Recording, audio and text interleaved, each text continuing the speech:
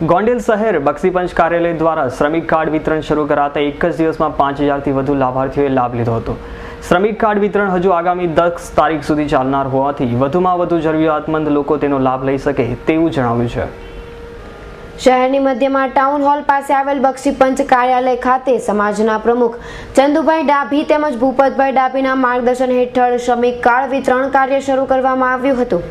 આ તકે ધારાસભ્ય જયરાજસિંહ જાડેજા, માર્કેટયાર્ડના ચેરમેન જયંતિભાઈ ઢોલ સહિતના આગેવાનો હાજર રહ્યા હતા અને કામદારોની વ્યાયામમાં આવતા કામદારો જેવા કે ખેતમજૂર, કડિયા કામ, સુથારી કામ, વાયરમેન, દરજી કામ, પ્લમ્બર, વેલ્ડર, ઇલેક્ટ્રિશિયન, મોચી કામ, માળી કામદાર, ફેરિયા, રસોઈયા, ડ્રાઈવર, ક્લીનર તથા રત્ન કલાકારો તેમજ ઘરકામ કરતી બહેનોને કાર્ડ વિતરણ કરવામાં આવ્યા હતા।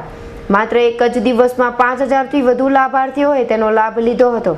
આ કાર્યને સફળ બનાવવા બક્ષીપંચ મહામંત્રી કિશોરભાઈ જેઠવા સહિત તમામ સદસ્યોએ જહેમત ઉઠાવી હતી। આ કાર્ય હજુ આગામી તારીખ 10 સુધી ચાલનાર હોય વધુમાં વધુ જરૂરિયાતમંદ લોકો તેનો લાભ લેવા યાદીમાં જણાવ્યું છે। સાથે આ ફોર્મ ભરવા માટે આધાર કાર્ડ, રેશન કાર્ડ, ચૂંટણી કાર્ડ તેમજ આવકનો દાખલો લાવવાનો રહેશે। દેવાંગ પોચાણીનો રિપોર્ટ, S9 ન્યૂઝ, ગોંડલ।